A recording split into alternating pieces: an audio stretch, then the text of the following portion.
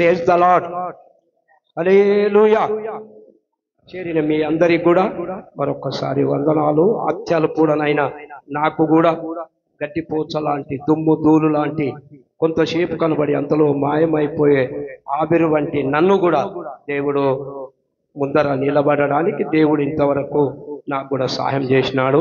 అందుకై మీరు అనుదినము మా కొరకు కూడా ప్రార్థన చేసిన మీ అందరికి కూడా వందనాలు తెలియజేస్తాము. సంఘంగా అందరము ఏకముగా మనం అందరం రీతిగా కూడి ప్రభు వచ్చేంత వరకు, మధ్యాకాశము వచ్చేంత వరకు, ఆ మహా దేవాది దేవుని స్వరం మధ్యాకాశములో వినేంత వరకు మనందరినీ కూడా కష్టాలు, బాధలు, ఇబ్బందులు, కన్నీళ్లు ఎన్నున్నా ఎదుర్కొని ప్రభు కొరకు ఆయన మధ్యాకాశంలో ఆయన స్వరం విని ఆయనతో కలిసిపోయే వరకు కూడా మనము ఈ సంఘాలు దేవుని బిడ్డలు ఇంకా దినదినము వేల మంది, లక్షల మంది ప్రభు సన్నిధికి వచ్చి రక్షణ పొంది ఆయన రాకడ కొరకు ఎదిరి చూచుదుము గాక. హల్లెలూయా.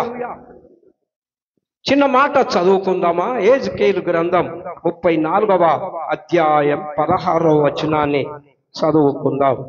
యెహెజ్కేలు గ్రంథం 34వ అధ్యాయం 16వ వచనాన్ని మాత్రం చదువుకొని త్వరగా ముందుకు సాగుదామా? తప్పిపోయిన దానిని నేను వెదుకుదును. 16వ వచనం కదా, చదువునాను. మొదటికి చదువు మరలా. తప్పిపోయిన దానిని నేను వెదుకుదును, తోలివేసిన దానిని మరలా తోలుకొని వచ్చెదను. గాయపడిన దానికి కట్టు కట్టుదును, దుర్బలముగా ఉన్న దానిని బలపరచుదును. అయితే క్రొవ్విన వాటికిని బలము గల వాటికిని శిక్షయను మేత పెట్టి లయపరచెదను అనే మాట ఇక్కడ రాయబడినది. ప్రార్థన చేసుకుందాం. గొప్ప దేవుడా, వందనాలు స్తోత్రములు చెల్లిస్తున్నాం. ఈ మధ్యాహ్నం వేళ కనికెరపడండి. ఈ పాదల కొందనాలు బిడల స్వరాల ద్వారా మీరు మహిమ పొందినారు. నీ పరిశుద్ధ సింహాసనం మీద విడిచి ఇజ్రాయేలు చేయి స్తోత్రముల మీద ఆశీనుడవైన దేవుడవు ప్రభువా, ఇంతవరకు మీరు మహిమ తెచ్చుకున్నారు. ఇప్పుడు కూడా మీ మాటల ద్వారా మమ్మల్ని అందరినీ కూడా తండ్రి వినగలిగే చెవిని దయచేయండి, మంచి మనసును దయచేయండి. మహోన్నతుడా, మా అందరితో మాట్లాడు, మా అందరికి కనబడాలని ప్రార్థిస్తున్నాం ప్రభువా. మహోన్నతుడా, ప్రతి ఒక్కరిని ఇబ్బందులు, ఇక్కట్టులతో, కలవరాలతో, తొందరలతో ప్రభువా నీ సన్నిధికి చేరినారు. వాళ్ళందరికీ ఏది అవసరమో అదే మీరు ఇవ్వండి, సహాయం చేయండి. ప్రతి ఒక్కరిని జ్ఞాపకం చేసుకో. చదవబడిన భాగంలో నుండి కొన్ని మాటలు మా అందరితో మాట్లాడి మహిమ పొందుమని యేసు నామమున అడుగుతున్నాము తండ్రి. ఆమేన్, ఆమేన్. హల్లెలూయా, హల్లెలూయా. ఇక్కడ చాలా చక్కని మాట రాయబడి ఉంది. యెహెజ్కేలు గ్రంథం అంతా కూడా 34వ అధ్యాయంలో గొర్రె, మంచి గొర్రె, చెడ్డ గొర్రె, ఇవన్నీ గొర్రెల గురించి, చెదిరిపోయిన గొర్రెలు అని, గాయపడిన గొర్రెలు అని, గొర్రెలు మేపుతలేరు మీరని, దైవ సేవకుడు కరెక్ట్ గా కాపు కాస్తలేడని, గొర్రెల గురించి కూడా చాలా కాంప్లైంట్ వస్తే దేవుడు వాళ్ళను గద్దించి నేనే గొర్రెలను కాస్తానని ప్రత్యేకంగా దేవుడు యెహెజ్కేలు 34వ అధ్యాయంలో కరెక్ట్ గా రాయబడి ఉంది. ఈ గొర్రెలన్నింటినీ కూడా నేనే కాపు కాస్తాను అనే మాట ఇక్కడ యెహెజ్కేలు 34:16వ వచనములో, తప్పిపోయిన దానిని నేను వెతుకుదును, తోలివేసిన దానిని మరలా తోడుకొని వచ్చేదను, గాయపడిన దానికి కట్లు కట్టుదును, దుర్బలముగా ఉన్న దానిని బలపరచుదును అనే మాట రాయబడి ఉంది. ఏ మనిషికైనా రకరకాల సమస్యలు, ఇబ్బందులు ఉంటాయి, దుఃఖాలు ఉంటాయి, వేదనలు ఉంటాయి, అనారోగ్య పరిస్థితులు ఉంటాయి. ఏదైనా దేవుడు చాలిన దేవుడు, అన్ని విధాల సహాయం చేస్తున్నటువంటి దేవుడని ఇక్కడ మనము చూస్తున్నాం. మన మధ్యన కూర్చున్న వాళ్ళు మన మధ్యన కనపడకుండా పోతా ఉన్నారు. నిజమే, మనకు దుఃఖము, వేదనలు ఉన్నాయి. అయినను దేవుని సన్నిధికి వచ్చాము ఇంతవరకు ఉల్లాసంతో, సంతోషంతో, ఆనందంతో మనము ప్రభువును గణపరిచినాం. అందుకనే దేవుడు అంటున్నాడు, ఏ విషయంలోనైనా మనకు చాలినటువంటి దేవుడుగా మనము చూస్తున్నాం. ఎలాంటి దేవుడు అంటే, గాయపడిన దానిని నేను కట్టుదును. ఏ గాయాలతో వచ్చినావో, దుఃఖ వేదన, వ్యాధి బాధ, ఏ సమస్య, ఆర్థిక సమస్యతో వచ్చినావో దానికి కట్టించి పంపిస్తాను అంటాడు. నీ సమస్యకు కట్టుగడతాడు. నీ సమస్యకు ప్రాబ్లమ్స్ ఒకే చేసేటటువంటి దేవుడుగా మనం ఇక్కడ చూస్తాం. గాయపడిన దానికి కట్టుదును అన్నాడు. తోలు వేసిన దానిని తోడుకొని వస్తాను అన్నాడు. తప్పిపోయిన దానిని నేను వెతుకుతాను అన్నాడు. ఒకవేళ ఎక్కువ గడుబడు చేసి తిండి ఎక్కువైన శాతాలు చేస్తే ఏమన్నాడంటే, శిక్షయను మేత పెట్టి మిమ్మల్ని తక్కువ చేస్తాను కూడా అన్నాడు.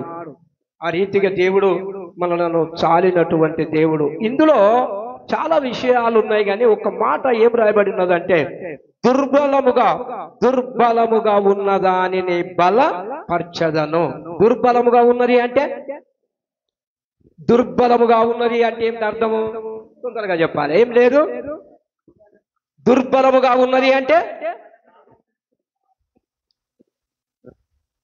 బలం అంటే ఏంది? బలంగా ఉన్నది అంటే అర్థం ఏమిటో, అన్ని విధాల ఫిట్ ఉన్నది అన్నట్టు. మరి దుర్బలంగా ఉన్నది అంటే ఏమాత్రం తాకత్ ఏమాత్రం లేదు, బలహీనంగా ఉన్నది, శాత కాదు. లేదామని అనుకుంటది కానీ లేవలేదు. ఆ బలం నడుద్దాం అనుకుంటది కానీ నడవలేదు. దుర్బలంగా ఉన్నది. దుర్బలమైన దాన్ని ఏం చేస్తాడంటాడు ఆయన? బలపరుస్తాను అంటాడు.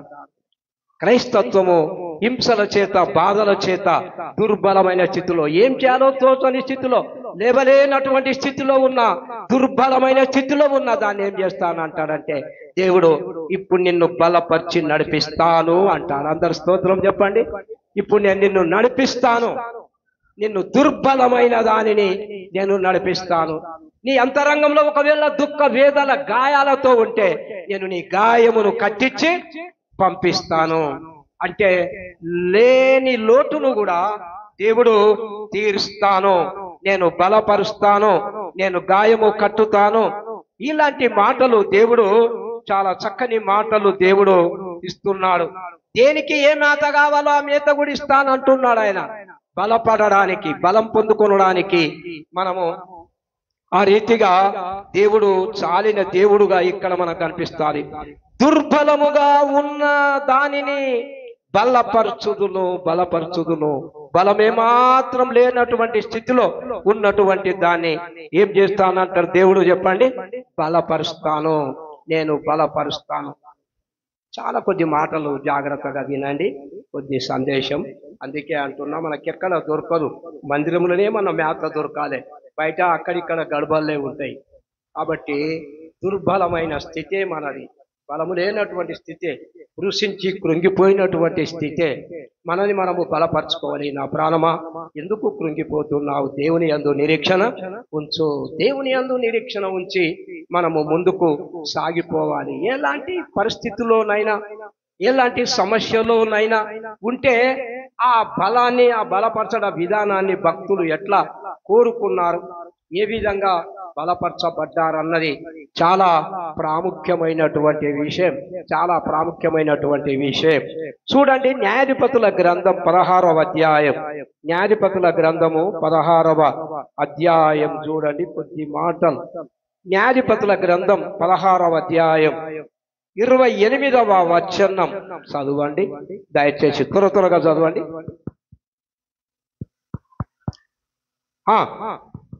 28వ వచనం, న్యాయాధిపతులు 16:28. అప్పుడు సంసోను, యెహోవా ప్రభువా, దయచేసి నన్ను జ్ఞాపకము చేసుకొనుము, దయచేసి నన్ను జ్ఞాపకము చేసుకొనుము. దేవా, దయచేసి ఈసారి మాత్రమే నన్ను బలపరచుము, ఈసారి మాత్రమే నన్ను బలపరచుము అని ఒక ఆయన, నేను ఆల్రెడీ బలపరుస్తున్నాను అనే దేవుడు చెప్పాడు. నేను నిన్ను బలపరుస్తును, దుర్బలముగా ఉన్న దానిని నేను మర్చిపోకూడదు. అది అందరు నోటెడ్ చేసుకోవాలి. దుర్బలముగా ఉన్న దానిని నేనేం చేస్తానన్నాడు? బలపరచుదును. అంటే బలము లేని స్థితి, నీరసించిన స్థితి, ఎటు తోచనటువంటి స్థితి, దుర్బలమైనటువంటి స్థితిలో ఒక ఆయన ఒక గొర్రె అనుకుందాం. ఇప్పుడు గొర్రెను ఏం చేస్తానన్నాడు ఆయన? గాయములు కడతాడు. గొర్రెను ఏం చేస్తాడు? మంచి మేతతో అంటాడు. గొర్రెను ఏం చేస్తాడు? మంచి నీళ్లు దాపుతాడు. గొర్రెను ఏం చేస్తాడు? మంచి మేతతో పోషిస్తాడు. ఏం చేస్తాడు? గొర్రెను మంచి దొడ్డిని ఏర్పాటు చేస్తాడు. ఈ అరేంజ్మెంట్ అంతా ఇదంతా దేవుడు చూసుకుంటున్నాడు మానవులలో. ఒక ఆయన అభిషేకమించబడిన సంసోనే గాని చాలా ఆపదలో చిక్కుకున్నాడు. చాలా ఆపదలో పాపం చేత, అపరాధము చేత సచ్చిన స్థితి అన్నట్టు ఈ సంసోనుకు అయింది. ఆయన ఏమని ప్రార్థన చేస్తున్నాడు అంటే, చిన్న మాట ప్రార్థన చేస్తున్నాడు. ప్రభువా, ఈసారి మాత్రమే నన్ను బలపరచు, ఈసారి మాత్రమే నన్ను జ్ఞాపకము చేసుకో. చూడండి, దేవుడు ఎవరినైనా ఎలాంటి పరిస్థితులైనా రెండు విషయాలు సంసోను ప్రార్థన చేస్తున్నాడు. మహాబలాఢ్యుడు, ఇనుప సంఖ్యలను తెంపేసినటువంటి వాడు, శూరుడు, బలాఢ్యుడు, ఫిలిస్తీన్లను గడగడ వణికించినటువంటి వాడు ఒక దుస్థితిలో, పడిపోయిన స్థితిలో, ఏం చేయని స్థితిలో, చూడలేని స్థితిలో ఒక అంధుడుగా నిలబడి ఉన్నాడు. ఒక అంధుడుగా నిలబడి ఉన్నాడు. ఏం చేయడు ఇప్పుడైనా, బలం లేదు. ఎవరిని కొడదామనుకున్నా దేనికి దాక్తుందో తెలియదు. ఆయన చేతికే దెబ్బ తగులుతుంది తప్ప ఎవరికి తగలదు. అలాంటి నిస్సహాయ స్థితిలో ఉన్నాడు. అంధకారం అనే స్థితిలో ఉన్నాడు. కన్ని గుడ్లను తీసేసిండు. అలాంటి ఆపదలో సంసోను చిక్కుకుపోయాడు. చిక్కుకుపోయినప్పుడు మంచి ప్రార్థన చేస్తున్నాడు. అప్పుడు సంసోను, యెహోవా ప్రభువా, దయచేసి నన్ను జ్ఞాపకము చేసుకొనుము. దేవా, దయచేసి ఈసారి మాత్రమే నన్ను బలపరచు అని ప్రార్థన చేస్తున్నాడు. నిస్సహాయ స్థితిలో ఉన్నటువంటి వాడు. ఒక పక్కన చెవులు మంచిగానే ఉన్నాయి, కానీ చెవులు ఎలాంటి చెవులు వినబడుతున్నాయి ఆయనకు? అన్య దేవతలను గనపరుచుకుంటా, ఏలన చేసుకుంటా, తృణీకరించుకుంటా మహాబలాఢ్యుడైన సంసోనును ఫిలిస్తీనుడు ఎంతో మందిని హతమార్చిన వాడు, పచ్చి దవడ ఎముకతో 1000 మందిని హతమార్చిన వాడు. ఇలాంటి శూరుడు మన చేతులకు చిక్కిండు. ఇప్పుడు కళ్ళు లేవు, చూడలేడు. ఇప్పుడు కళ్ళు లేవు, కొట్టలేడు. కళ్ళు లేవు, ఏమీ చెయ్యని నిస్సహాయ స్థితిలో ఉన్నాడు సంసోను. అప్పుడు అంటాడు, ఈ సమయాన నన్ను బలపరచు అని. ఎక్కడ చూసినా ఎగతాళి కనపడుతుంది. ఫిలిస్తీన సర్దారులు దేవత మన శత్రువైన సంసోనును మన చేతికి అప్పగించినదని చెప్పుకొని తమ దేవత అయిన దాగోను మహాబలి అర్పించుటకును పండుగ ఆచరించుటకును కూడుకొనిరి. మహాభయంకరమైన స్థితిలో సంసోను మీదికొచ్చి వాళ్ళు ఫిలిస్తీయులు హింస పెడతా ఉన్నారు. దేవతను పొగుడుతా ఉన్నారు. దేవతకు గానము చేస్తా ఉన్నారు. దేవతకు బలులు అర్పిస్తా ఉన్నారు. పండుగ ఆచరిస్తా ఉన్నారు. సంసోను ఇవన్నీ కళ్ళ నిండా వింటున్న సంసోను, చెవులకు వినబడుతున్న సంసోను, ఈ ఆర్భాటమంతా వినబడుతున్న సంసోను కన్నీరు గార్చడానికి కనిగుడ్లు కూడా లేవు. కన్నీళ్ళ నుంచి ఏకధారగా కన్నీళ్లు గారుతా ఉన్నాయి. అలాంటి పరిస్థితి లోపల సంసోను కుములుతూ ఏడుస్తూ ప్రార్థన చేస్తున్నాడు. దేవా, ఈసారి మాత్రమే నన్ను జ్ఞాపకం చేసుకో, ఈసారి మాత్రమే నన్ను బలపరచు. రెండు విషయాలు మనుషులకు అవసరం. ఒకటి, దేవుడు జ్ఞాపకం చేసుకోవాలి, దేవుడే మనలను బలపరచాలి. ఈ రెండు విషయాలు చాలా ప్రాముఖ్యంగా తెలియపరుస్తూ ఉన్నాడు. తెలియపరిచిన వాడు ఏమంటాడు, ఇంకేమంటాడంటే, మన దేశమును పాడు చేసిన జనులు సంసోనును చూచినప్పుడు, మన దేశమును పాడు చేసిన వాడు, మనలో అనేకులను చంపువాడునైనా మన శత్రువు మన దేవత మనకు అప్పగించి ఉన్నాడని చెప్పుకొనుచు దేవతను స్తుతించిరి. వారి హృదయము సంతోషంతో నిండి ఉండగా వారు మనము పరిహాసము చేయుటకు సంసోనును పిలిపించుదాము రండని సంసోను బందిగృహముల నుండి పిలువనంపిరి. ఇదంతా భయంకరంగా సంసోనును హింస పెడుతూ ఉన్నారు. ఇలాంటి పరిస్థితి లోపల దేవా, నన్ను కృపతో జ్ఞాపకం చేసుకోమని, నన్ను ఈసారి మాత్రమే నన్ను బలపరచుమని దుర్బలముగా ఉన్నదానిని దేవుడు చూస్తూ ఉంటాడు. ఎవరు దుఃఖంతో, ఎవరు వేదనలతో ఉన్నటువంటి వాళ్ళను ఈసారి మాత్రం అంటే నిజానికి మరొక సరళమిగా లేదు. సంసోను చివరిసారే 3000 మంది తాను ఒకేసారి ఆ దాగోని గుడి దగ్గర మరణించినారు, ఫిలిస్తీన్లు సహా. ఈసారి మాత్రమే నన్ను జ్ఞాపకం చేసుకో, నన్ను బలపరచని ఆ స్తంభము గోడల పిల్లర్స్ను పట్టుకొని ఒక్కసారి అన్నప్పుడు ఆ స్తంభము గోడ అంతా కూడా కూలి అందరూ కూడా ఎగతాళి చేసిన సంసోనుకు బలం సవరసారి దేవుడు అనుగ్రహించినాడు. దుర్బలమైన స్థితిలో ఉన్నటువంటి వాళ్లకు దేవుడు బలమిచ్చేటటువంటి దేవుడు. ఈసారి మాత్రమే నన్ను బలపరచుమని సంసోను ప్రార్థన చేసినాడు.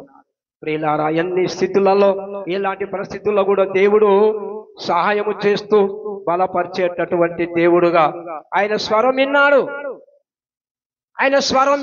సంసోని యొక్క ప్రార్థన, సంసోని యొక్క పడే తక్లీఫ్, ఇబ్బంది అంతా కూడా దేవుడు విన్నాడు. ఈసారి మాత్రమే నన్ను బలపరచన్నప్పుడు సంసోనును దేవుడు బలపరిచినాడు. నన్ను బలపరచు, ఈసారి మాత్రమే నన్ను జ్ఞాపకం చేసుకొని ఏడుస్తా ఉన్నాడు. ప్రియులారా, నిజమే, మన సమస్యలు మనము ఉన్నప్పుడు దేవుడు మనల్ని ఎంతగానో బలపరుస్తూ ఉన్నాడు. మొదటి తిమోతిలకు రాసిన పత్రిక దయచేసి చూడండి. మొదటి తిమోతిలకు రాసిన పత్రిక మొదటి అధ్యాయం 12-13 కలిసి ఉన్నాయి కాబట్టి 2 వచనాలు దయచేసి చదవండి. పూర్వము దూషకుడను హింసకుడను హానికరుడనైన నన్ను తన పరిచర్యకు నియమించి నమ్మకమైన వానిగా ఎంచినందుకు నన్ను బలపరిచిన మన ప్రభువైన క్రీస్తు యేసుకు కృతజ్ఞుడనై ఉన్నాను. తెలియక అవిశ్వాసం వలన చేసి తిని గనుక కనికరింపబడి తిని. ఈయన కూడా మహాబలాఢ్యుడే.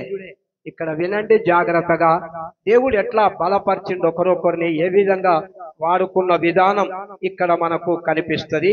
ఈయన కూడా సంసోను మంచి బలాఢ్యుడే. సౌలు అంటే అందరికి మహాభయాందోళన, క్రైస్తవ సంఘాలకన్నిటిని కూడా హింసించి బాధ పెట్టినటువంటి వ్యక్తి సౌలు.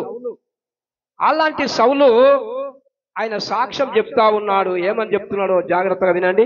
పూర్వము దూషకుడును హింసకుడును హానికరుడనైన నన్ను తన పరిచర్యకు నియమించి నమ్మకమైన వానిగా ఎంచినందుకు నన్ను బలపరిచిన మన ప్రభువైన యేసునకు కృతజ్ఞుడనై ఉన్నాను.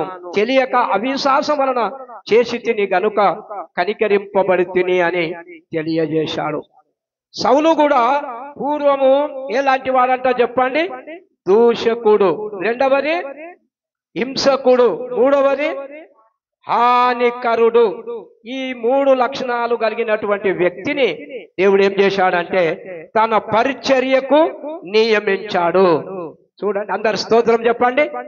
ఏమిటికి నియమించాడు చెప్పండి? తన పరిచర్యకు నియమించినాడు. గొప్ప సాక్ష్యం ఇది. భూలోకం అంతటా నేను అంటాను, ప్రతి క్రైస్తవ సంఘాలల్లా సౌలు సాక్ష్యం వల్ల కోట్ల మంది రక్షింపబడి కారణం దేవుని వైపు తిరిగినారు ఎంతో మంది. అలాంటి సాక్ష్యం సౌలు చెప్తున్నాడు. మహాబలాఢ్యుడు, సంఘాన్ని హింసించినటువంటి వాడు. నా పూర్వస్థితి ఎలాంటిగా ఉంటుందంటే, నా పూర్వస్థితి ఎంత భయంకరమైనటువంటి స్థితి అంటే, నేను పూర్వము దూషకుడను హింసకుడను హానికరుడను అని అన్నాడు. ప్రతి మనిషి లోపల ఈ 3 లక్షణాలు కనపడుతున్నాయి గనుకనే హత్యలు ఇవన్నీ జరుగుతా ఉన్నాయి. ఈ 3 లక్షణాలు నాలో ఉన్నాయి అని సౌలు సాక్ష్యం ఇస్తున్నాడు. ఈ రీతిగా ఉన్నటువంటి భయంకరమైన వ్యక్తి నాకు ఒక ఆయన కనపడ్డాడు. నన్ను ఆయన ఏం చేసిండంటే, నన్ను ఆయన అందరి దృష్టిలో నేను క్రూరుని గాని ఆయన ఒక్కని దృష్టిలో నేను నమ్మకస్తుని, పరిచర్యకు తగిన వాణ్ణి అని ఆయన నన్ను ఏర్పాటు చేసుకున్నాడు. పరిచర్యకు నియమించి హానికరుణ్ణి, దూషకుణ్ణి యేసుక్రీస్తు అంటే పడదు ఆయనకు. విన్నారా? నజరుడైన యేసు అంటే ఆయనకు పడదు. యేసును హింసించడానికే బయలుదేరిండు. యేసు సంఘాన్ని పాడు చేయడానికే బయలుదేరిండు. యేసును హింసించి పాడు చేయడానికే బయలుదేరినటువంటి సౌలును దేవుడు దర్శించాడు, దేవుడు దర్శించినాడు. ఎలాంటి వ్యక్తి అంటే దుర్బలమైనటువంటి స్థితిలో ఉన్నటువంటి వ్యక్తిని దేవుడు బలపరుస్తూ ఉన్నాడు. ప్రతి స్థితిలో హింసకుడును పరిచర్యకు నియమించి నమ్మకమైన వానిగా ఎంచినందుకు ఇంకేం నియమించాడంటే నమ్మకమైన వ్యక్తివి నువ్వు అన్నాడంట దేవుడు ఆయనను. నమ్మకమైన వానిగా ఎంచినందుకు నన్ను బలపరిచిన మన ప్రభువైన క్రీస్తు యేసునకు కృతజ్ఞుడనై ఉన్నాను. నిజమే, సౌలు పౌలుగా మార్చబడిన తర్వాత ఆయన చేసిన ఒకే కృతజ్ఞత బుద్ధి ఇక్కడ తెలియజేస్తున్నాడు. ఆ ప్రభువుకు నేనెప్పుడు కృతజ్ఞున్నే. అందరు స్తోత్రం చెప్పండి. నేనెప్పటికీ కృతజ్ఞున్నే. నన్ను మార్చటోడు కావాలి ఈ దినాల్లో. ఎవరైనా తెలుసా? ఒక వ్యక్తిని మార్చగలిగినటువంటి వ్యక్తి ఈయన. ఒక వ్యక్తిని కంప్లీట్ గా మార్పు తీసుకొని వచ్చాడు. దౌర్భాగ్యమైన స్థితిలో కఠోరమైన కోప క్రోధాలతో నిండినటువంటి వ్యక్తిని యేసు కనబడగానే, యేసు స్వరూప దర్శనము చూడగానే సౌలు లోపల చాలా మార్పు కలిగింది. నన్ను తన పరిచర్యకు నియమించుకున్నాడు. నేనెంత గొప్ప ధన్యుణ్ణి నేనని ఘనపరుస్తున్నాడు ప్రభువును. నేను అప్పటి నుంచి కృతజ్ఞత కలిగి ఉన్నాను. మనం ఎన్ని మేలు చేసినా ఒక మాట అనుకుందాం, ఏమి పూరి గుడిసెలలో తుంగ గుడిసెలలో ఉన్న వాళ్ళం ఇల్లు ఇచ్చిండు అనుకో, దేవా నాకు ఇల్లు ఉంటే ఎంత బాగుండేది, ఈ ఇంటిలో తబలలు కొట్టుకుంటా పాటలు పాడితే ఎంత బాగుండేది, ఈ ఇంటిలో స్లాబ్ వేసి ఇంటిలో ఆరాధిస్తే ఎంత బాగుండేది అనుకుంటాం. ఇల్లు కట్టిన తర్వాత ఎప్పుడు ఆరాధననే ఉండదు. ఆ ఇంటిలో ఎప్పుడు ఆరాధన కనబడదు. ప్రియులారా, మన జీవితంలో కృతజ్ఞత అనేది ప్రతి క్రైస్తవ జీవితం, రక్షింపబడిన జీవితం కృతజ్ఞత కలిగి ఉండాలి. పౌలు నేర్పించే పాఠం, అన్యుడైన సౌలు నేర్పించే పాఠం, దేవుడు నన్ను దర్శించిన తర్వాత, తన పరిచర్యకు నియమించుకున్న తర్వాత ఆయన వాడుకునే విధానం, నన్ను బలపరిచే విధానం ఏంటంటే, నన్ను ఎట్లా బలపరిచిండు ఆయన, నన్ను ఎట్లా ఈ స్థితిలోనికి నడిపించిండు అనే విధానానికి నేను ఆయనకు కృతజ్ఞున్నే.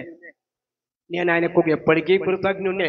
నేను చనిపోయినంత వరకు, ప్రాణం పెట్టినంత వరకు ప్రభువుకు కృతజ్ఞతగానే జీవించాడు సౌలు. ఉద్యోగం లేనోనికి ఉద్యోగం ఇచ్చిండు, కృతజ్ఞత లేదు. ఇల్లు లేనోనికి ఇల్లు ఇచ్చిండు, కృతజ్ఞత లేదు. కారు లేనోనికి కార్లు ఇచ్చిండు, కృతజ్ఞత లేదు. ఎలాంటి సమయాన దేవుడు బలపరుస్తాడు? దుఃఖ సమయాన, అనారోగ్య సమయాన, రోదన సమయాన, వేదన సమయాన, ఆపత్కాలమున దేవుడు బలపరుస్తాడు. దేవుడు బలపరుస్తాడు. అంగలార్పు సమయాన, రోదన సమయాన, ఏం చేయాలో తోచని సమయాన దేవుని హస్తం బలపరుస్తా ఉంది. ప్రతి ఒక్కరిని బలపరుస్తా ఉంది. గుండె గాయాలను కట్టుతా ఉంది. ఎప్పటికప్పుడు వేదనను తీసివేస్తా ఉంది. సంతోషంగా మారుస్తా ఉంది. ఉల్లాసంగా మారుస్తా ఉంది. నన్ను బలపరిచిన యేసునకు కృతజ్ఞుడనై ఉన్నాను. ఈ మాట చెప్పండి. నన్ను బలపరిచిన, అందరు చెప్పండి, నన్ను బలపరిచిన యేసునకు కృతజ్ఞుడనై ఉన్నాను. ఎప్పటికీ కృతజ్ఞుడనమై ఉండాలి మనం. ఎప్పుడైనా నేను కృతజ్ఞుడనై. యేసయ్య నేర్పించే పాఠం ఏమదో తెలుసా? 5,000 మంది ఆకలిగొని ఉన్నారు, 6,000 మంది ఆకలిగొని ఉన్నారు. తినడానికి ఏం లేదు. 3 రోజుల నుంచి ఉపవాసం ఉండి వాక్యం వింటున్నారు. ఎవరి దగ్గర ఏమున్నాయంటే 5 చేపలు, 2 రొట్టెలు, 5 చేపలు కాదు, 5 రొట్టెలు 2 చేపలు ఉన్నాయి. ఆయన దగ్గరికి రాగానే ఆయన ఏం చేసిండు తెలుసా? ఆ బాబు దగ్గరికి తీసుకొని, ఆంధ్రే అనేట తీసుకొని ఆకాశపై కృతజ్ఞతాస్తుతులు చెల్లించాడు. ఆ రొట్టెను పట్టుకొని ఏం చేసిండు? కృతజ్ఞత తెలిపాడు. ప్రభువు చెప్పే మాట అంతా అదే, కృతజ్ఞత అంటుంటాం మనం. బలపరిచినందుకు, మన జీవితం మార్పు చెందినందుకు మనం ఎప్పుడు కృతజ్ఞులమే. ఈ ఆరాధన ఇచ్చినందుకు, మందిరం ఇచ్చినందుకు మనం ఎప్పుడు ఈ ఆనందం, ఈ సంతోషం దొరకదు చాలా మందికి. ఇదంతా మనము కృతజ్ఞతగా భావించాలి. ఇదంతా కృతజ్ఞతగానే మనకు తెలుసు అని చెప్తున్నాను. 10 మంది కుష్ఠరోగులు యేసయ్య దగ్గరికి వచ్చిన తర్వాత 10 మంది కుష్ఠరోగులను బాగు చేశాడు, పంపించాడు. 10 మంది వచ్చి యేసు ప్రభువా నన్ను కరుణించు అని చెప్పినప్పుడు ఆయన పాదాల దగ్గర పడ్డప్పుడు నీకు ఇష్టమైతే దేవా నన్ను కరుణించమని 10 మంది కుష్ఠరోగులు వచ్చి యేసయ్య పాదముల దగ్గర పడితే ఆయన ఏమన్నాడు, మీరు వెళ్ళి యాజకునికి జీవించుకోండి అన్నాడు. వారు వెళ్ళుచుండగా స్వస్థత కలిగింది, కుష్ఠరోగమంతా వెళ్ళిపోయింది. అదొక దుర్బలమైన స్థితే. దుర్బలమైన వాణిని బలపరిచేవాడు. అదొక దుర్బలమైన స్థితే, అంటరాని స్థితే. త్రోసివేశారు, వెలివేసినారు, ఊరు బయట ఉన్నారు రోగులు. దుర్బలమైన వాణిని నేను కట్టుగడతాను, బలపరుస్తానన్న దేవుడు 10 మందిని శుద్ధులు చేశాడు. 10 మందిని శుద్ధులు చేసిన తర్వాత అందులో ఒక్కడే వాపసు వచ్చిండు. అందులోకి ఒక్కడు ఏం చేసిండంటే వాపసు వచ్చిండు. 9 మంది ఏం చేసిండ్రు, వాళ్ళ అమ్మ నాన్న దగ్గరికి వాళ్ళ ఇంటికి వెళ్ళిపోయారు. ఒక్కడు మాత్రము వాపసు వచ్చాడు. ఒక్కడు మాత్రం వెనుకకు తిరిగి వచ్చి కృతజ్ఞతాస్తుతులు చెల్లిస్తున్నాడు. ఆ మాట చదవండి, లూకాసు వార్త 17. మీకు తెలుసు కాబట్టి ఆ మాట చదవండి, త్వరగా మాట చదవండి.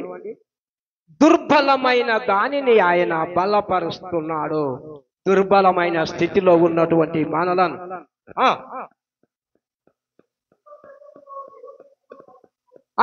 చదువునాను. ఆయనకు కృతజ్ఞతాస్తుతులు చదువు, మళ్ళా చదువు, తీసుకో, మైక్ తీసుకోనండి. గొప్ప శబ్దముతో దేవుని మహిమపరచుచు, దేవుని ఘనపరచుచు, తిరిగి వచ్చి ఆయనకు కృతజ్ఞతాస్తుతులు చెల్లించుచు, ఆయన పాదముల యొద్ద సాగిలపడెను. వాడు సమరయుడు.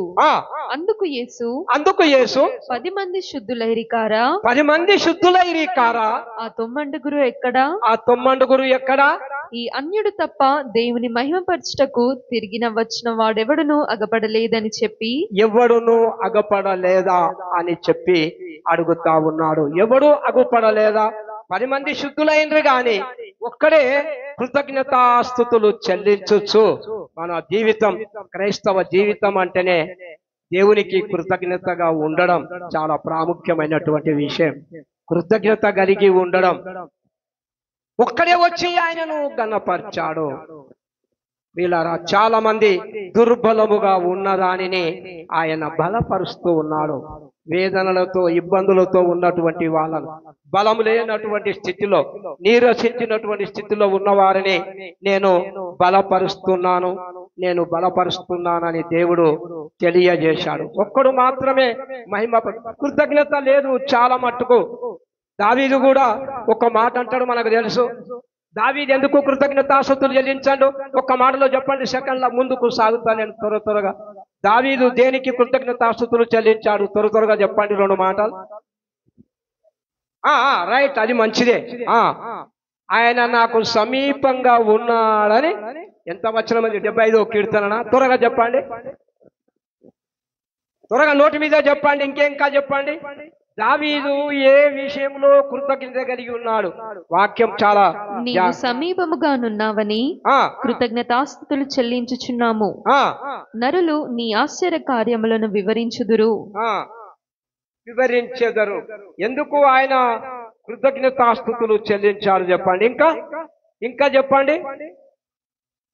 చెప్పలేరు, ఇంకా చెప్పండి.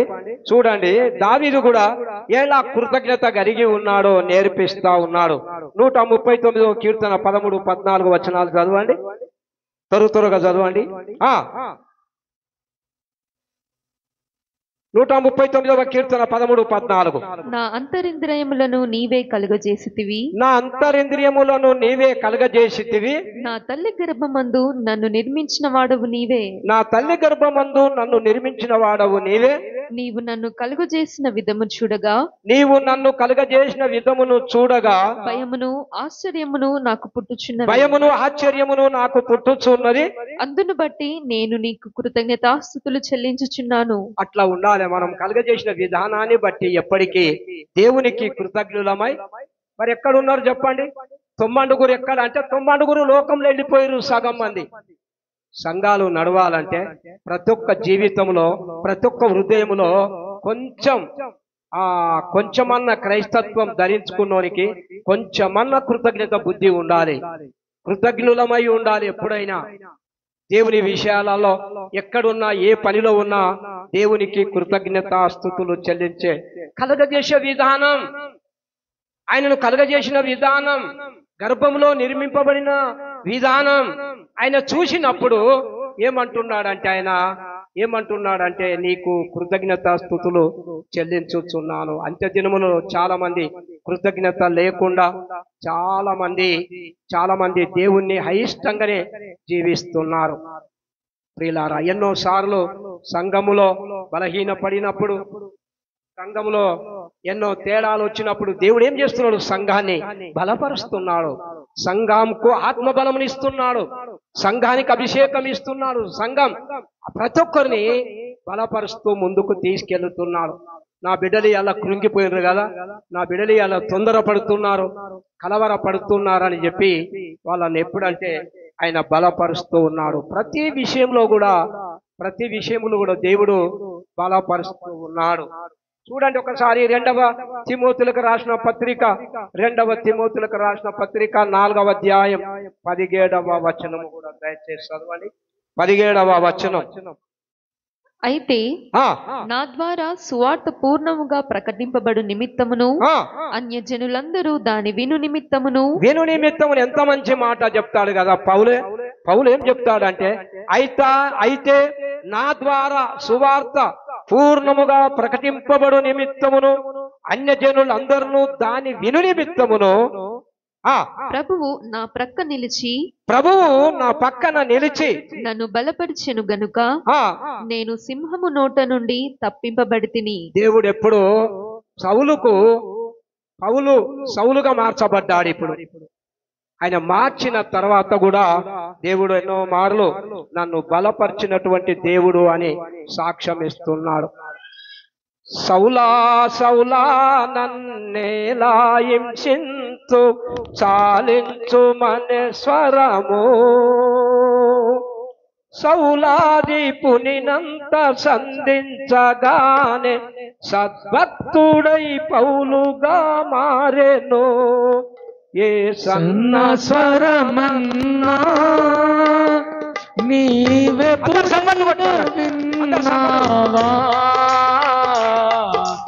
ఏ సన్న స్వరమన్నా నీవెప్పుడైనా విన్నావా, ఏ సన్న స్వరమన్నా.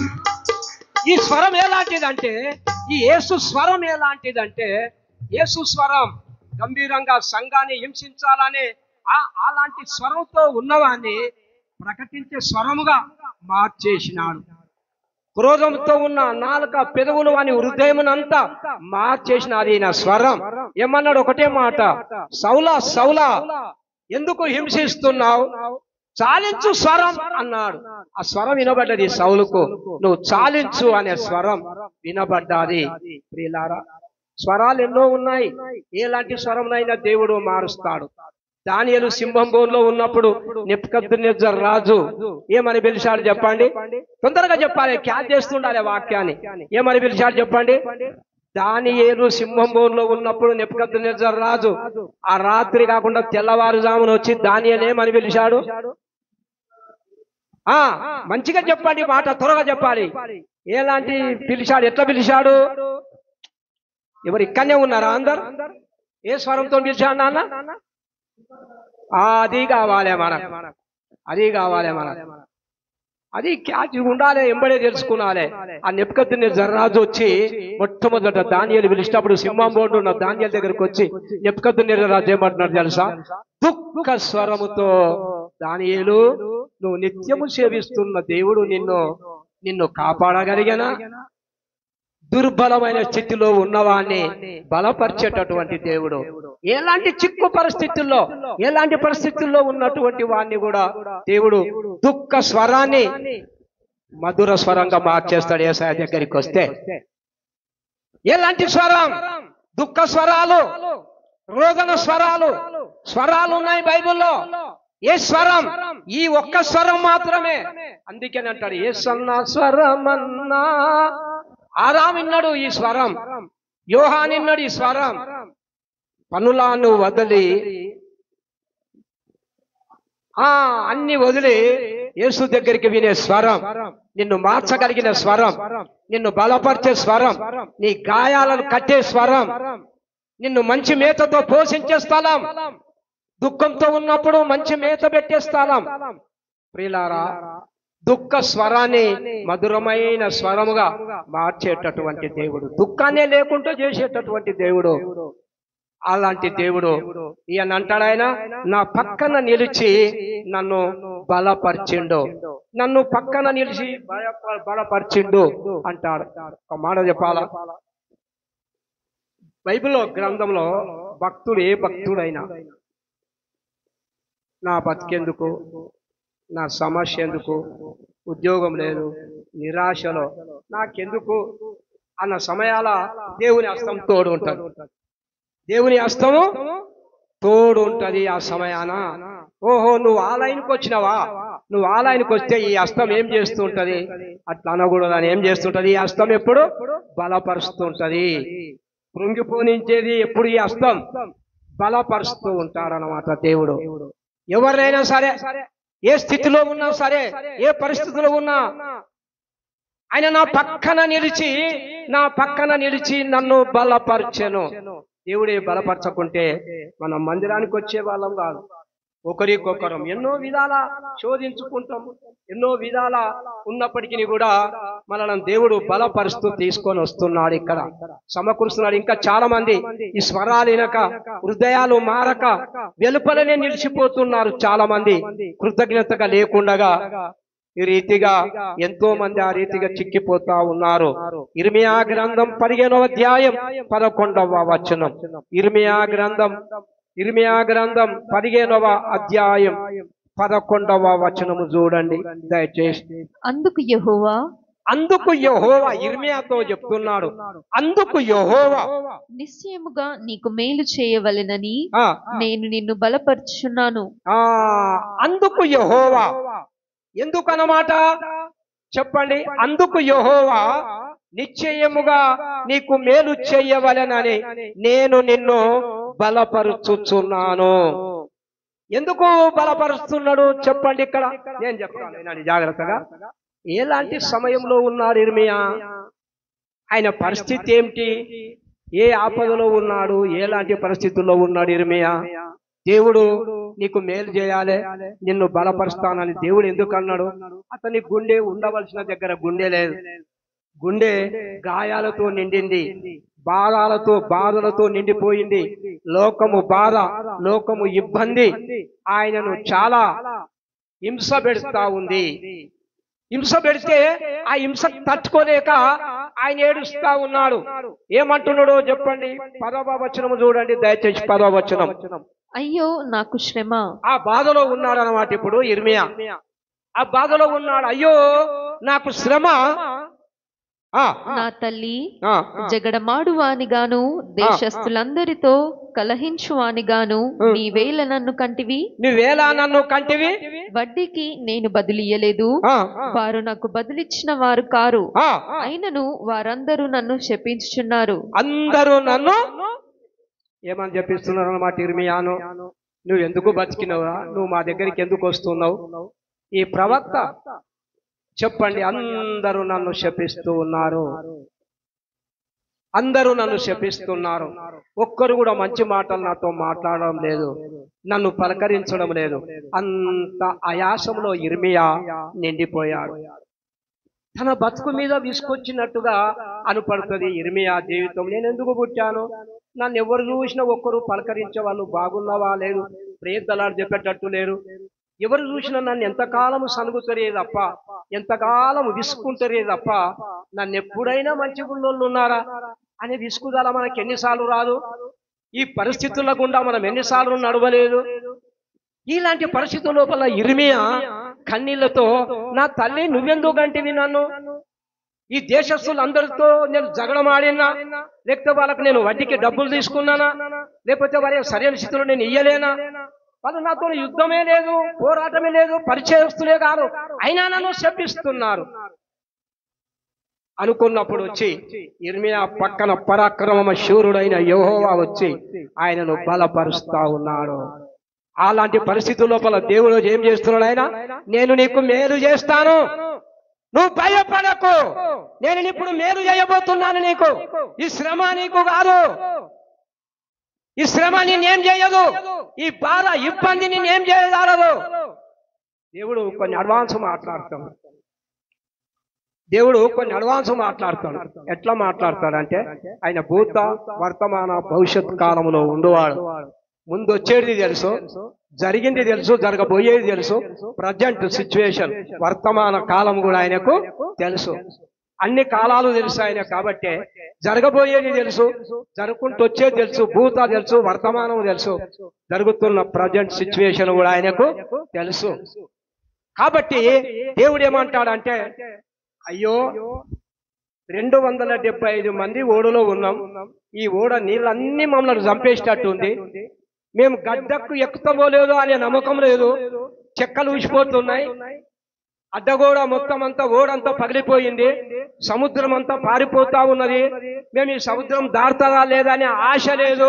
వీళ్ళందరూ ప్రార్థన చేసిండ్రు, సామాన్ అంతా తీసి ఓడ నీళ్ళలో పడేసిండ్రు, మాకు అసలు ఆశనే లేదు, బతుకుదామని ఆశనే లేదు, ప్రాణం చనిపోయిన స్థితిలోనే మేము ఉన్నాం, శవాలు ఉన్నాం, రేపు పొద్దున ఏమైతుందో తెలియని స్థితిలో ఉన్నాం.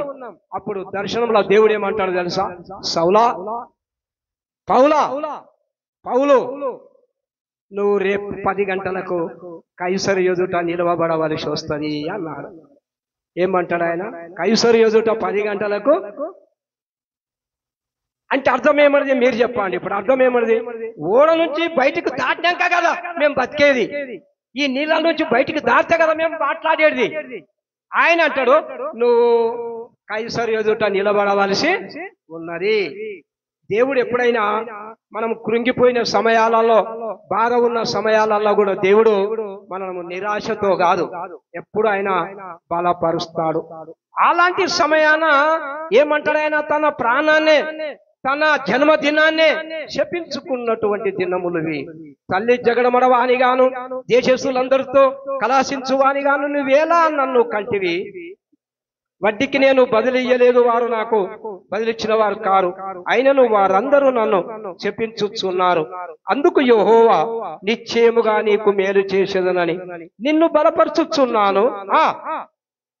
చదువునాను. కీడు కాలమున, ఆపత్కాలమున నీ శత్రువులు నిశ్చయముగా నీకు మొరలిడినట్లు చేయుదునని సెలవిచ్చెను. ఏమంటున్నాడు తెలుసా?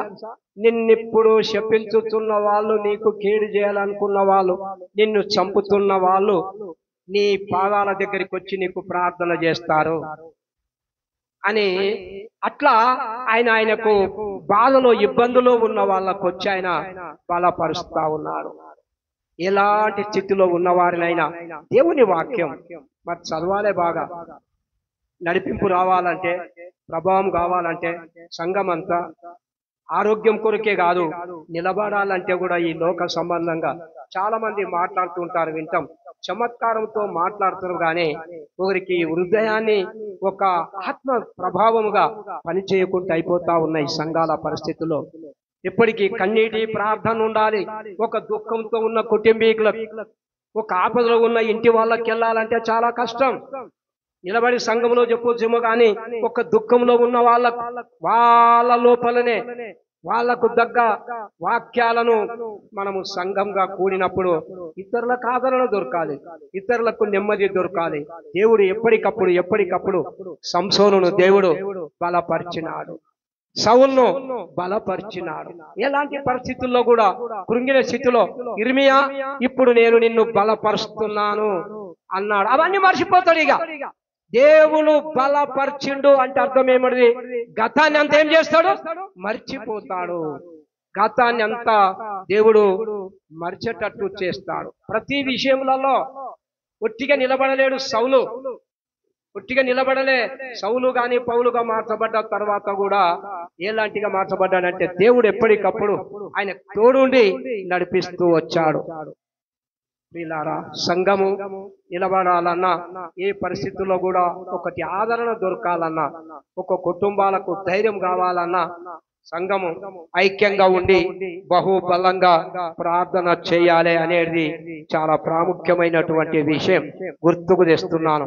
ఎలాంటి స్థితిలో, ఎలాంటి కృంగిన స్థితిలో ఉన్నను దేవుడు మనలను ఆదరించేటటువంటి దేవుడు, మనలను బలపరిచేటటువంటి దేవుడుగా వాక్యం చూస్తాం.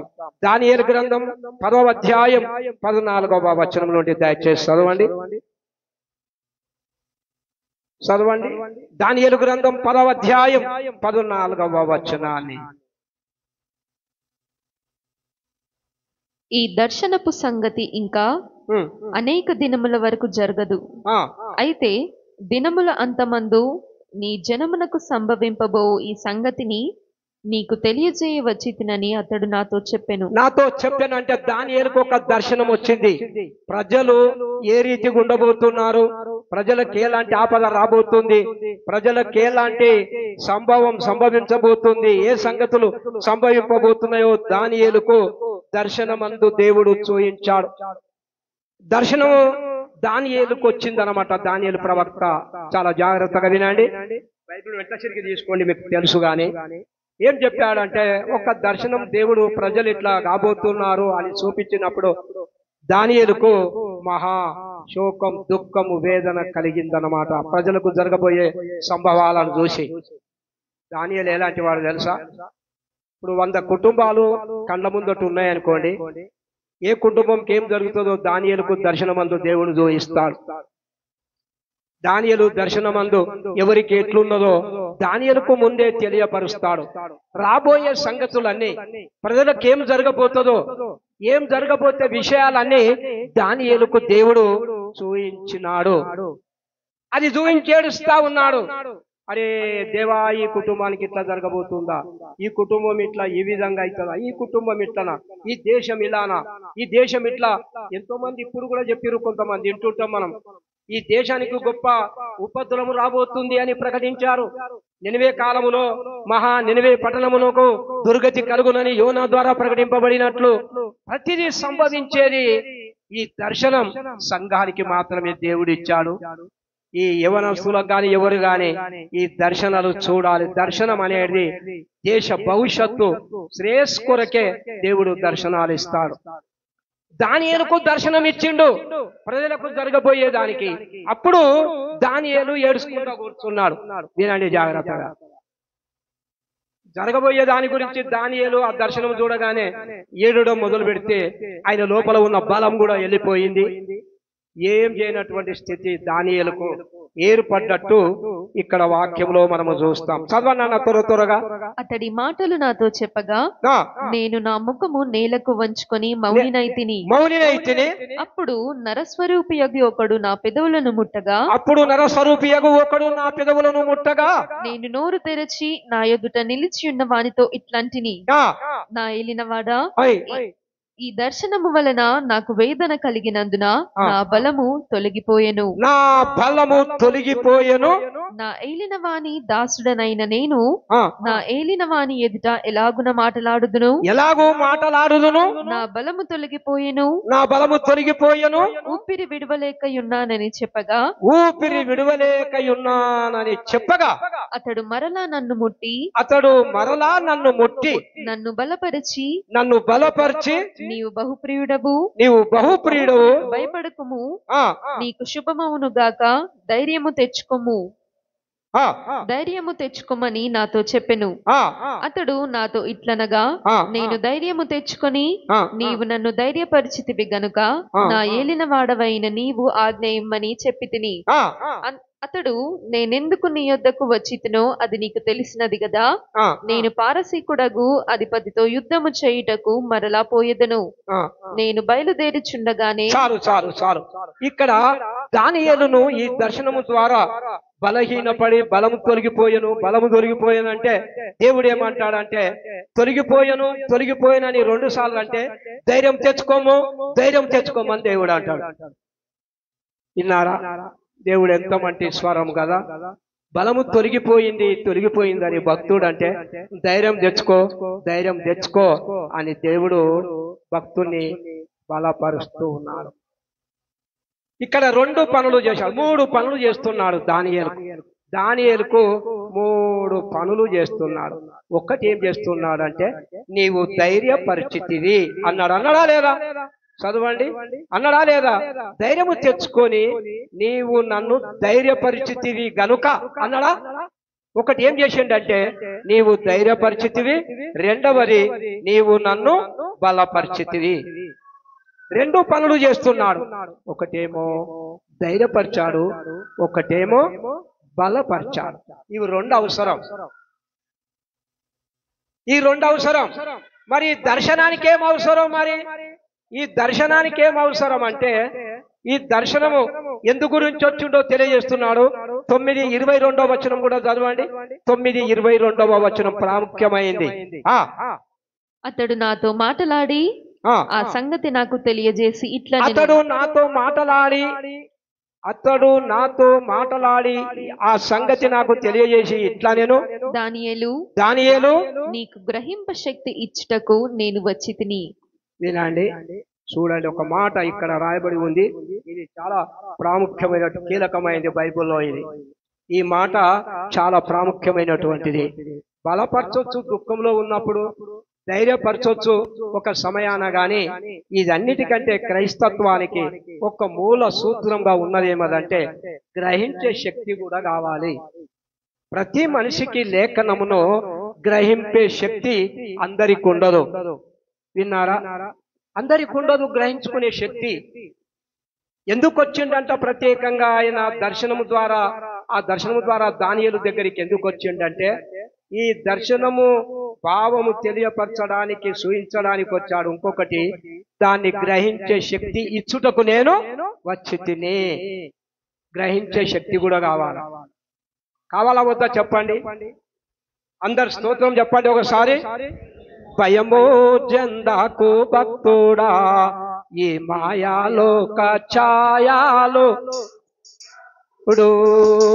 భయము జందాకు భక్తుడా, ఈ మాయాలోక ఛాయాలు చూచినప్పుడు. భయము జందాకు నీవు, దిగులు జందాకు నీవు. భయము జందాకు నీవు, దిగులు జందాకు నీవు. జీవమిచ్చిన యెహోవా ఉన్నాడు. ఓ భక్తుడా, ప్రాణం పెట్టిన యేసయ్యున్నాడు. జీవమిచ్చిన యెహోవా ఉన్నాడు. ఓ భక్తుడా, ప్రాణం పెట్టిన యేసయ్యున్నాడు. భయము చెందకు నీవు, దిగులు చెందకు నీవు. భయము చెందకు నీవు, దిగులు చెందకు నీవు. ఓ భక్తుడా, ప్రాణం పెట్టిన యేసయ్యున్నాడు. జీవాన్నిచ్చిన యెహోవా ఉన్నాడు. ఓ భక్తుడా, ప్రాణం పెట్టిన యేసయ్యున్నాడు. హల్లెలూయా. ఎందుకు వచ్చాడని చెప్పాడు చెప్పండి అందరూ. ఎందు గురించి వచ్చాడు? తొందరగా చెప్పాలి. ఎందు గురించి వచ్చాడంట దానియేలు దగ్గరికి? గ్రహింప శక్తి ఇచ్చుటకు నేను వచ్చి తిని. గ్రహించ శక్తి ఇచ్చుటకు, దానిని గ్రహించే శక్తి ఇచ్చుటకు నేను వచ్చి తిని.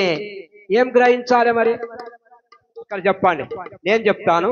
ఇక్కడ చూడండి, ఈ బైబిల్ ఉన్నదంతా గ్రహించే శక్తి కావాలి. వాడే బాగుపడతాడు, వాడే మన ముందుకు నడుస్తాడు, వాడు సంఘాలను కడతాడు, వాడే మన ఇతరులను నడిపిస్తాడు, లేకపోతే బోర్ల పడతాడు. ఆ గులియాదు పడ్డట్టు దావీదు ముందట ఏమవుతాడు?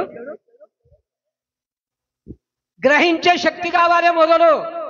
కొంచెమన్నా ఇది ఉండాలి, కొంచెం జ్ఞానం. ఏం మాట్లాడినా, ఏ చేసినా దేవుని బిడ్డలకు ఇది ఉండాలి మొదలు. చాలా జాగ్రత్తగా ఉండాలి. గ్రహించే శక్తి అందరికీ లేదు. పోనీ 4 రకాల విత్తనాలు చల్లిండి యేసు ప్రభు. 4 రకాల విత్తనాలల్లా ఒక విత్తనం ఎక్కడ పడ్డది? తొందరగా పడ్డారు చెప్పాలి. ఎక్కడ పడ్డది? ముండ్ల పొదల. రెండవ విత్తనం తొందరగా ఎక్కడ? రాతి నేలల్లా. నేను మీరు అంటున్నారో ఏదో తెలియదు. రాతి నేల. మూడవ విత్తనం మంచి నేల. అనకి ఇప్పుడే 3 ముందుకలటి చెప్పునా అన్న, ముందుకలటియే కావాలి మనకు. ముండ్ల పొదలు ఒకటి, రాతి నేలు ఇంకొకటి త్రోవ. 3 పడ్డాయి. ఇప్పుడు నువ్వు వచ్చినావు. మంచి నీళ్ళలో పడ్డోళ్ళు ఎవరు చెప్పండి ఇప్పుడు నువ్వు నోటి మీద చెప్పి తీయక బైబిల్ తొందరగా చెప్పు. నిన్నే చూస్తున్నారా చెప్పు. మంచి నీళ్ళలో పడ్డోడు ఎలాంటి వాడు? ఫలించుడొద్దు మనకు, ఇదే కావాలి ఇప్పుడు మనకు. మంచి నీళ్ళ బతినోడు ఎవడు చెప్పు ప్రకాష్, చెప్పినానా? గ్రహించేవాడు. మీరు అది చెప్తలేరు, ఏది చెప్పాలో చెప్పండి. గ్రహించేవాడు. ఆ మాట చదువు 13:23 చదవండి. మత్తయి సువార్త 13:23. మీరు అవతలకో ఏమాటో తెలుసా? నాకు దానియేలు గురించి తెలియాలా, సౌలు గురించి తెలియాలా, సంసాన్ గురించి తెలియాలా అంటారు మీరు బయటికి పోయి. కానీ అన్ని తెలుసు, కానీ గ్రహించే మనసు మాత్రం. చదవండి మత్తయి 13:23. మంచి నేలను విత్తబడిన వాడు అవును, మంచి నేలను విత్తబడిన వారు ఎవరనగా, అంతేనా? విత్తబడిన వాడు వాక్యమును విని గ్రహించువాడు. వాక్యమును విని గ్రహించువాడు. అది కావాలి మనకు. గ్రహించే శక్తి కావాలి. మొదలు దర్శనం చూడాలి. అసలు మనకు దర్శనాలే రావు. ఎందుకు రావు అంటే శనివారం ప్రార్థనకు రాం మనం. శనివారం ప్రార్థనకు వస్తేనే దర్శనాలు వస్తాయి. అది ఉపవాస కూడికలు ఉంటేనే దర్శనాలు వస్తాయి, భాషలు వస్తాయి, కృపవారాలు వస్తాయి, సంఘం అభివృద్ధి అవుతుంది, అద్భుత కార్యాలు, ఆశ్చర్య కార్యాలు సంఘంలో జరగాలి. కృంగిన వారి దగ్గరికి వెళ్ళినప్పుడు బలపరచబడాలి. దుర్బలమైన వాటిని బలపరిచే దేవుడు. బలం లేనటువంటి స్థితి అంటే విశ్వాసంలో బలం లేదు, చదవడంలో బలం లేదు, వాక్య ధ్యానంలో బలం లేదు, అన్నిట్లల్లో బలహీనుడే. ప్రార్థనకు రాక బలహీనుడు, వాక్యం చదవక బలహీనుడు, ఆరోగ్యం సరిగ్గా ఉండదు, అది బలహీనుడే. అన్ని బలహీనుడే. బలహీనమైన వాటిని కొంతమంది 12 గంటలకు వచ్చి ఎవరు చూస్తారేమో ఆ కడపదకే కళ్ళు మూసుకొని వచ్చి దండు మరి కోకాళ్ళు ఉంటారు, ఎంతసేపు అయిందో కళ్ళు మూసుకొని అన్నట్టుగా. అది కూడా కాదు భక్తి. నీ లోపల మొదట అన్ని శక్తుల కన్నా ఆసక్తి గొప్పది. ఆసక్తి కన్నా గ్రహించే శక్తి కావాలి. మంచి నేలను విత్తబడిన వాడెవాడంటే గ్రహించువాడు. సారవంతమైన నేలలో పడినవాడు 100 అంతలు ఫలిస్తాడు, 100 అంతలు ఫలపరితంగా ఉంటాడు. ప్రియులారా, సంసోను ఏడ్చుకుంటా అంత బలాఢ్యుడు, దేవా నువ్వు నన్ను ఎడబోసినవని తెలియకపోయింది కదా, లేకపోతే నేను ఈ పాపంలో పడేవాని కాదు కదా, దేవా ఈ హింస పడేవాని కాదు, ఈ అందమైన కండ్లను నాకు ఇచ్చినవు తీసేసిరు కదా, నేను ఈ పాపం చేసి నేను ఏమైనంటే దుర్బలముని అయిపోయినా, దుర్బలుని గాయకట్టు ప్రభువా, ఈ దుర్బలుని నన్ను బలపరచు ప్రభువా, ఈ దుర్బలమైన స్థితిలో ఉన్నవాని నువ్వు వెతుక్కుంటేనే గాని, నీ హస్తం తాకితేనే గాని, నువ్వు నన్ను ముడితేనే గాని నేను బాగుపడలేని స్థితిలో ఉన్న ప్రభువా అన్నప్పుడు ఆ దుర్బలుని దేవుడు ముట్టినాడు, బాగు చేసినాడు. నిరాశ నిస్పృహలతో ఉన్నటువంటి వాళ్ళను దేవుడు ఎన్నో విధాలుగా దుఃఖంలో వేదనలో ఉన్న బిడ్డలను సంఘం ధైర్యపరచబడాలి, సంఘం ఓదార్పు నొందాలి. అదేవిధంగా సంఘం అందులో అద్భుత కార్యాలు, ఆశ్చర్య కార్యములు కూడా సంఘంలో జరగబడాలి. అందరం మోకరించుదాం. హల్లెలూయా, హల్లెలూయా.